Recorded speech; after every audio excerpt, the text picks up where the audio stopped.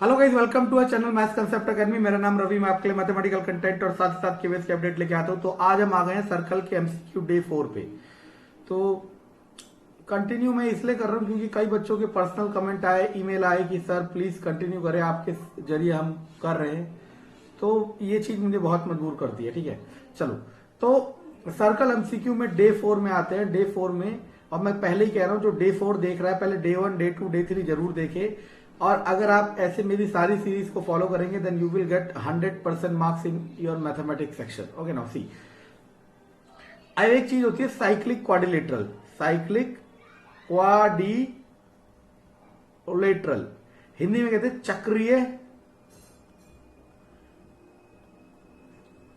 चतुर्भुज, जैसे भी लिखते हैं। ठीक है ना।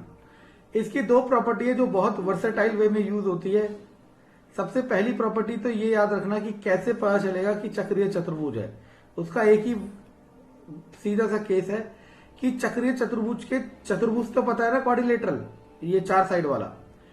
चक्रीय चतुर्भुज के चारों जो कोने होंगे सर्कल में होंगे, पहला पॉइंट। दूसरा पॉइंट, इसके अपोजिट एंगल का सम 180 डिग्री होगा। आपको क्या याद रखना है, बस दो ही पॉइंट याद करना। और जहां पे भी साइक्लिक क्वाड्रिलेटरल वर्ड लिखा होगा, चक्रीय चतुर्भुज लिखा होगा, वो क्वेश्चन सुनना मैं क्या कह रहा हूं, दो ही पॉइंट याद रखने। और वो दोनों क्वेश्चन उन पॉइंट से मैक्सिमम 99% केस के हो जाएंगे। क्या कि चक्रीय चतुर्भुज जब ही कहलाएगा जब उसके चारों कोने, चारों किनारे, वर्टिसेस सर्कल में होंगे। दूसरा, इसके अपोजिट एंगल का सम कितना होगा, 180। ये तो बात क्लियर है। चलो अब ये वाला क्वेश्चन करते हैं। उसने कहा साइक्लिक क्वाड्रिलेटरल है तो अपोजिट, डी के अपोजिट कौन होगा, बी। तो डी और बी को जोड़ के कितना आएगा, 180। तो ये कितना होगा, 60। ये बात क्लियर है? Yes sir. अब याद करो, मैंने आपको बताया था ये डायमीटर है, इसने मेंशन भी कर रखा है, और बिना मेंशन करे हम मान नहीं सकते। डायमीटर का 180, तो ये कितना होगा, 90। और मैंने एक थ्योरम भी बताई थी कि डायमीटर पे बना हुआ कोण 90 डिग्री होगा।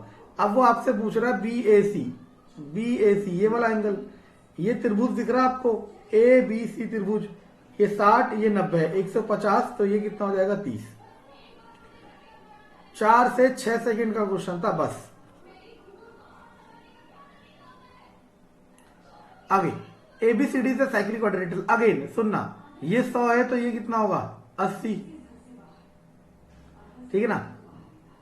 ए B parallel DC, A B parallel DC मतलब ये लाइन और ये लाइन पैरेलल है। ठीक है ना। अच्छा गुड, ये भी हो गया। आपको पता होना चाहिए अगर दो लाइन पैरेलल है, ए बी सी डी, ये पैरेलल की थ्योरम्स है।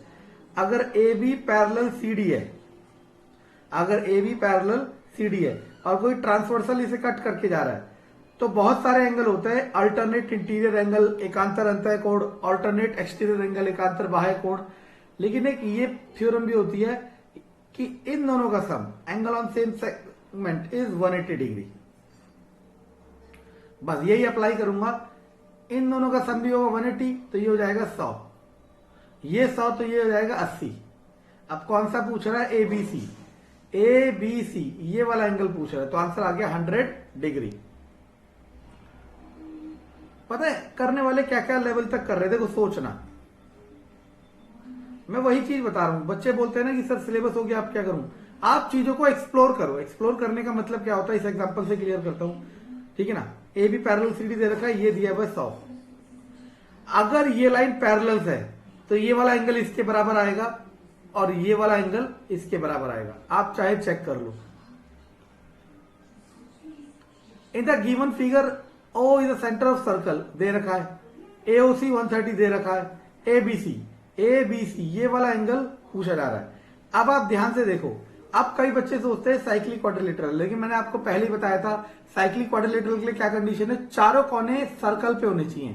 1 2 3, ये चौथा कोना सर्कल पे नहीं है, सर्कल के अंदर है, तो ये साइक्लिक क्वाड्रिलेटरल नहीं है।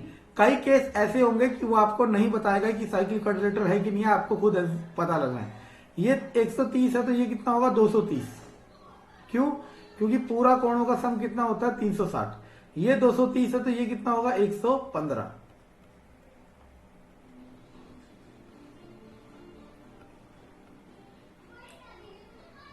इन the given figure AOB is the diameter, ये डायमीटर दिया है तो देखो जैसे एओबी डायमीटर दिया तो आपके दिमाग में टकराना चाहिए कि ये 90 होना चाहिए। क्लियर है? ये 30, ये 90, 120, तो ये कितना होगा 60 होगा। ये बात क्लियर है क्योंकि ट्राइंगल में 3 एंगल का सम 180।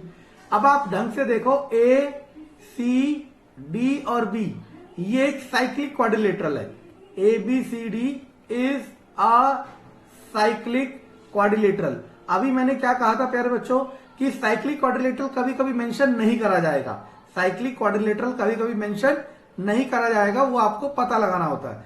अब वो कौन सा एंगल कह रहा है? सी ए डी, ये वाला एंगल कह रहा है। सबसे पहले तो ये 60 आ गया तो ये कितना आ जाएगा? 120। क्लियर है? ये 60 आ गया तो ये क्या आ जाएगा? 120। ठीक। अब हमें एक और इंफॉर्मेशन दी है, C D parallel A B. C D parallel A B मतलब ये लाइन और ये लाइन पैरेलल है। तो अगर ये दोनों लाइन पैरेलल है तो ढंग से देखो होगा क्या, ये ट्रांसवर्सल की तरह एक्ट करेगा। ट्रांसवर्सल का मतलब होता है प्रतिच्छेदी रेखा, ठीक है ना।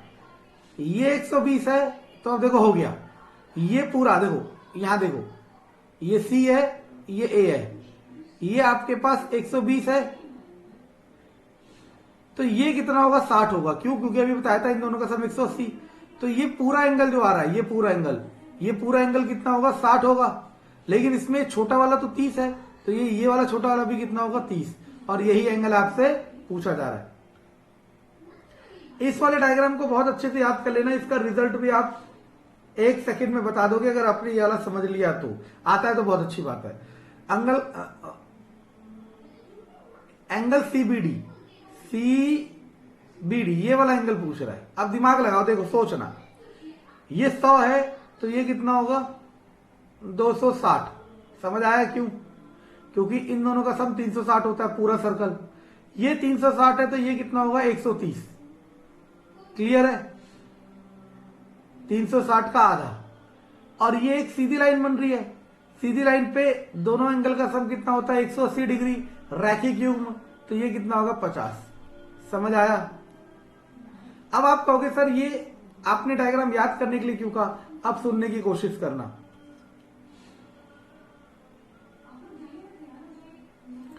ये सब चीजें जो मैं बार बार, कई बच्चे कहते हैं ना सर क्वेश्चन हो, सिलेबस हो गया, हमने पूरा कवर कर लिया, अब हम क्या करें? अब वो सोचते हैं कि अब रिलैक्स करने का टाइम है। रिलैक्स तो जब ही करना है जब लिस्ट में नाम आएगा।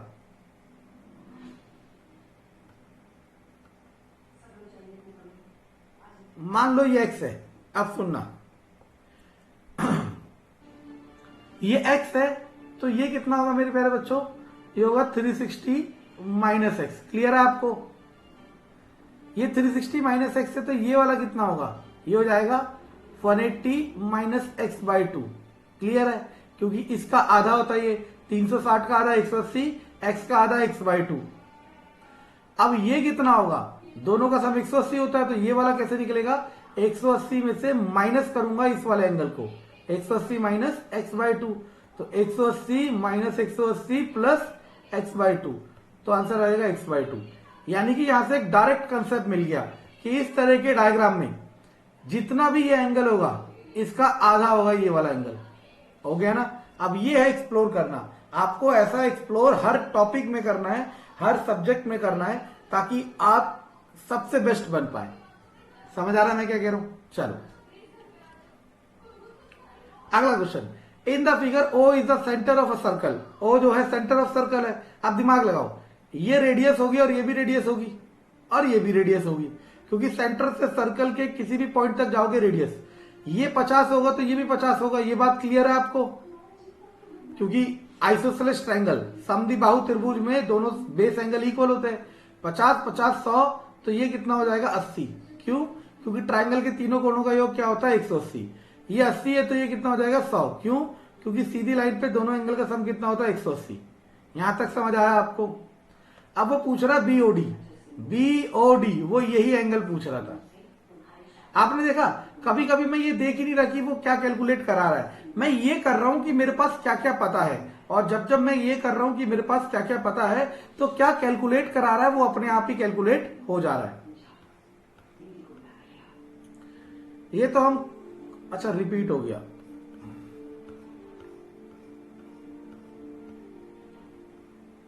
देखो एबीसीडी इज साइक्लिक क्वाड्रिलेटरल, ये बहुत वर्ड आएगा और मैंने क्या कहा, साइक्लिक क्वाड्रिलेटरल के 2 ही पॉइंट पता होने चाहिए कि उसके चारों वर्टिसेस सर्कल में होने चाहिए और अपोजिट एंगल का सम 180 होना चाहिए। देखो अब दिमाग लगाओ, BC equal to C D, ये दोनों लाइन इक्वल दे रखी है, ये 35 तो ये भी क्या हो जाएगा 35, 35 35 70 तो ये हो जाएगा 110। क्यों? क्योंकि जो ट्राइंगल बीसीडी है, ट्राइंगल बीसीडी में तीनों एंगल का सम कितना होगा 180, अगर ये 110 है तो ये कितना हो जाएगा 70। क्यों? क्योंकि साइक्लिक क्वाड्रिलेटरल में अपोजिट एंगल का सम कितना होता है 180 डिग्री, और यही पूछ रहा है। समझ आया? इसी क्वेश्चन का दूसरा form, triangle ABC equilateral triangle है, ये साइड एक्स मान लो, ये साइड भी एक्स है और ये साइड भी एक्स है। अब दिमाग लगाओ, इक्विलेटरल ट्राइंगल के सारे एंगल कितने होते हैं 60 60। आपको मजा आने लगेगा ज्योमेट्री में, ये फैक्ट है। जैसे हमें आता है, हमें कोई क्वेश्चन तो ज्योमेट्री का हो सकता है 100 में से एक क्वेश्चन हम ना कर पाए, लेकिन मजा उस क्वेश्चन में भी आएगा, ठीक है ना। 60 तो ये कितना हो जाएगा 120। क्या यही पूछा था? हाँ यही पूछा था। लो ये तो ऐसे ही हो गया। गुड। उसने कहा, देखो सबसे पहले तो देखो क्या एबीसीडी साइक्लिक क्वाड्रिलेटरल है? आप कहोगे हाँ है। देखो यहां कह तो नहीं रखा ना साइक्लिक क्वाड्रिलेटरल, ये क्वेश्चन पूछने वाले की चाल है कि वो साइक्लिक क्वाड्रिलेटरल मेंशन नहीं करेगा, वो एज्यूम करेगा कि आपको पता होगा, लेकिन आप नादान। ठीक है, साइक्लिक क्वाड्रिलेटरल में पहले तो ये प्रॉपर्टी यूज कर लो, ये 100 है तो ये क्या होगा 80। क्यों? क्योंकि सीधी लाइन में एंगल का सम 180 होता है, लीनियर पेयर ऑफ एंगल रैखिक युग्म। ये 80 हो गया, तो अब ये कितना होगा मेरे प्यारे बच्चों 100। ये 100 हो गया तो ये कितना होगा 80। पूछ क्या रहा है सीडीएफ, सीडीएफ इत्तेफाक से यही पूछ रहा था। मैंने अभी देखा नहीं कि क्या पूछ रहा है, मैंने ये देखा कि उसने दिया क्या है, उससे क्या क्या निकल सकता है, और इत्तेफाक से वही पूछा है। और अगर वो नहीं पूछा होता तो फिर मैं वो निकालता जो उसने पूछा है। ये 140 तो ये कितना हो जाएगा 220। क्यों? क्योंकि 140 और 220 को जोड़ के कितना आ जाएगा 360। ये 220 है तो ये कितना होगा 110। क्यों? क्योंकि बताया था केंद्र पे बड़ा कोण डबल होता है इस वाले कोण से।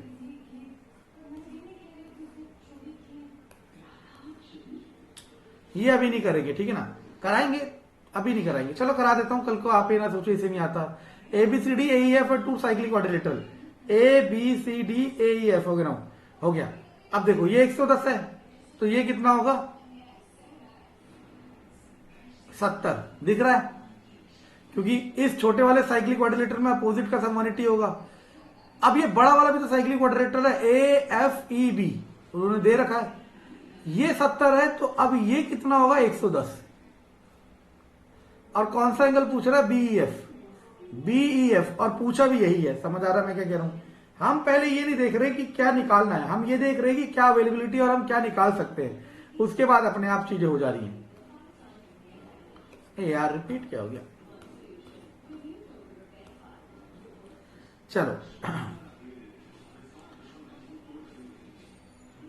चलो, ये दो क्वेश्चन में से ये वाला होता है, ये दोनों क्वेश्चन नेक्स्ट क्लास में कराएंगे, क्योंकि इसमें मुझे करानी पड़ेगी सीकेंट टेंजेंट थ्योरम। करा तो मैं अभी भी सकता हूं, लेकिन मैं पहले टेंजेंट वाला पूरा कंसेप्ट पढ़ाऊंगा तब जाके कराऊंगा, ठीक है ना। चलो ये 4 क्वेश्चन हम नेक्स्ट क्लास में करेंगे और इसके साथ सीकेंट टेंजेंट थ्योरम करेंगे। कंटेंट पसंद आए तो लाइक सब्सक्राइब शेयर जरूर